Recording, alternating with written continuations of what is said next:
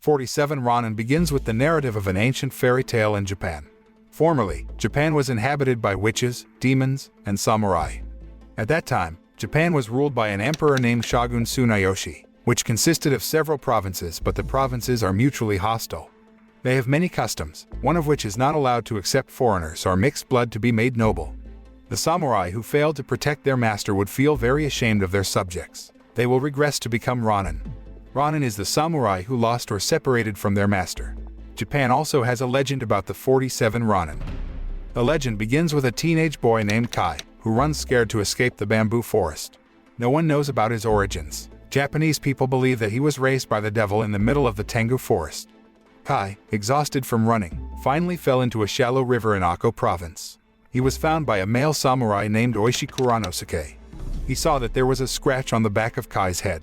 He also believes that Kai is part of the devil. When Oishi wants to kill him, their master, Asano, stops him. Asano asked Oishi to take Kai to his house for adoption. Asano is the leader of the province or kingdom of Ako. He allowed Kai to live in his territory but not in his kingdom. Kai lives in a small hut close to his kingdom. Kai is very close to Asano's daughter, Mika. It turns out that they both love each other, but Kai is self-aware because he is a mixed blood owner. So, he could not marry into the noble class there. Long story short, 10 years have passed, and Kai is now a grown man. The samurai seemed to be in the middle of the forest to hunt down the bull demon. When they were careless, suddenly the bull demon appeared and immediately attacked them. The samurai began to shoot until the bull fell, but it managed to stand up again and ran away from them.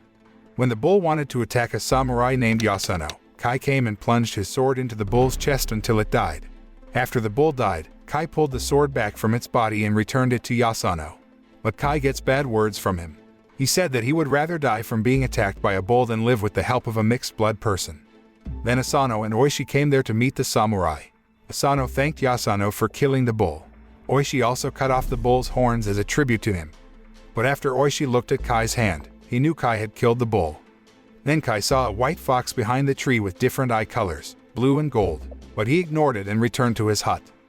When Asano and the samurai arrive at the kingdom, he informs Mika that Shogun appointed Ako province as the venue for the annual fighting tournament. Ako province will compete against Nagato province. Nagato province is ruled by Lord Kira, who is Asano's rival. At night, Mika secretly leaves her kingdom to meet Kai at his hut. She wants to treat the wound on his back, but he asks her to return to her kingdom. At the same time, the white fox who met Kai earlier came to Kira's kingdom. Then the fox turned herself into a beautiful woman. The woman is a magician named Mizuki who is loyal to Kira and will do anything for him. The day the tournament was held, Shogun and Kira visited the Ako kingdom to prepare for the annual tournament in the evening. Kai was secretly watching the tournament in the kingdom. He accidentally saw a woman with blue and gold eyes like the white fox he had met in the forest. Kai also reported to Oishi that one of Kira's concubines was a magician. However, Oishi ignores his words and reminds him that he is only a mixed blood. The following day the tournament was about to start. The fighter from Kira's camp entered the field, while the fighter from Ako's camp was Asano. When Asano wanted to wear his clothes, suddenly, a white fox approached him and bewitched him so that he was unconscious. Kai and Oishi's son Chikara meet Asano in a convulsion. He tells Kai that if Asano doesn't have a fighter, he will feel very embarrassed. Kai eventually replaces Asano as Ako's fighter. To cover his face, he wears a mask and an iron hat. Finally, the fight began. During the fight, Kai is thrown off when attacked by his opponent until his mask is removed. Asano was surprised to see it because Ako's fighter should be Asano. Shogun then ordered the samurai to kill Kai, but Asano protects Kai and apologizes to Shogun. As a replacement, he ordered his samurai to beat up Kai. Asano was very embarrassed and disappointed by the incident. After the fight was over, he locked himself in his room. On the other hand, for those who are still staying the night in the Asano kingdom, Mizuki suddenly tells Kira that she feels Asano's weakness. She extracted the purple liquid and turned it into a poisonous spider. With her strength, Mizuki came to Asano's room, who was sleeping. She put the spider over his mouth, so the purple liquid from the spider dripped down his mouth. After Asano woke up and accidentally swallowed the liquid, he hallucinated as if he heard Mika scream. He took his sword and went to Kira's room. How surprised he was to see Mika being slept with by Kira. When Asano wanted to slash Kira's back, he was stopped by Oishi. Turns out it was all just a hallucination.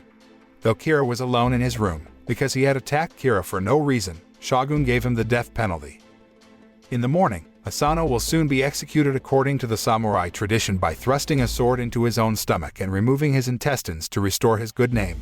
Mika was hysterical when she saw Asano stabbing himself in the stomach, followed by Oishi, who slashed his neck.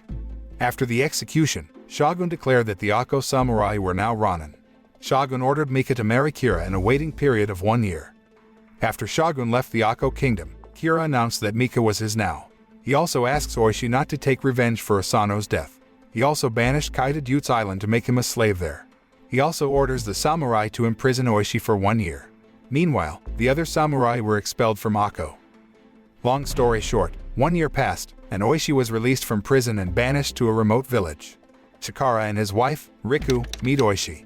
She informs him that Kira will soon marry Mika and Kai is now a slave on Dute's Island. Oishi orders Chikara to find 3 horses and orders Riku to spread the news that she is divorced from Oishi. This he did to protect Riku from Kira's cruelty. After Chikara managed to get 3 horses, Oishi ordered him to go to the Ronin and asked them to wait at the Black Lake. Meanwhile, Oishi will go to Dute's Island to free Kai, and then he immediately goes there. Arriving on Dute's Island, Oishi sees Kai dueling with an arch. After Kai defeated him, Oishi tried to approach him, but instead, Kai attacked him. After he falls due to Kai's attack, Oishi tells him that Mika needs his help. Kai suddenly realized and immediately fled from there with Oishi.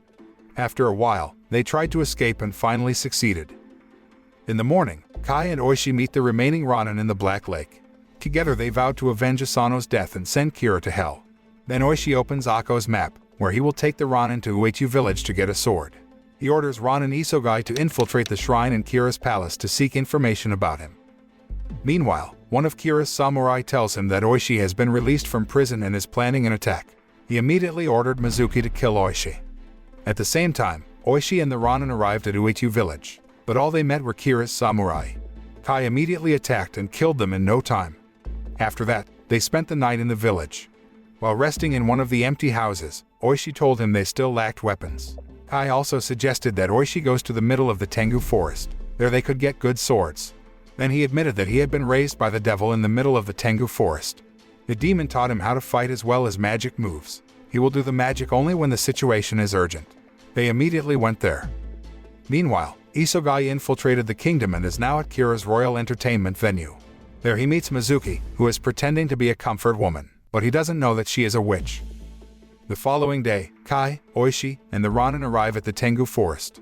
They find an ancient temple where Kai used to live. Then he took Oishi inside the temple while the Ronin waited outside the temple. Kai tells Oishi that while he is in the temple, he must not draw his sword even when there is a threat. Then they arrived inside the temple and saw the Tengu prostrate themselves in front of a large statue. Kai immediately went to the secret room, where they put a stuck sword. Soon he was visited by a Tengu god with a face like a snake. Tengu god insinuated to him about his origins first. Kai's parents were farmers who married an English man, but the farmers did not accept his presence and threw him into the forest, until Kai was found by Tengu god and taught many things in this temple. Kai also said that his purpose in coming to the temple was to retrieve Tengu god's sword. He also let Kai take the sword. But Oishi finds Yasano and the other Ronin entering the shrine as well. Yasano drew his sword so that Tengu felt annoyed and attacked him. Even though Oishi panicked seeing the situation, he still listened to Kai's words not to draw his sword. Kai then fought over the sword with Tengu god using shadow moves. He managed to take the sword until Tengu god was impressed. After that, he met Oishi, who looked confused because all the Ronin had disappeared and was replaced by the Tengu sword. It turns out that all Oishi saw were hallucinations, and Ronin were still safe outside the temple. After that, Kai and Oishi went outside the temple with swords. They went outside the forest. On the way, he shows the power of the Tengu sword. The sword can cut tree trunks without expending energy. Then one of the Ronin named Basso tried to prove it, but he failed, maybe because he consumed a lot of kale. When they arrived at Uechi village, suddenly Isogai came to meet Oishi. He tells Oishi that Kira will visit his ancestral shrine later that evening. Knowing this, Oishi planned to surround him. Oishi and the other Ronin came to the shrine in question when night fell. When they got there, they saw Kira praying at the temple. When they were about to attack him, Isogai suddenly vomited, and Kira turned into Mizuki. Then Mizuki spouted a huge fire towards the Ronin. Soon Kira's fighters came to attack them, but they managed to escape. After the fire subsided, Mizuki took Oishi's sword. She thought that Oishi was already burned to death. Upon the arrival of Oishi and the Ronin in Uechi village, Kai treats the wounds of the Ronin, including Basso. In his last breath, he admitted that he often threw stones at Kai in the past. He apologized to Kai, and finally, he died. The following day, Kai and Chikara saw a group of dancers heading to Kira's palace. They also confronted and begged them to hide Kai, Oishi, and the others in their group. They also joined wearing the same clothes and headed for Kira's palace, where they would have a wedding.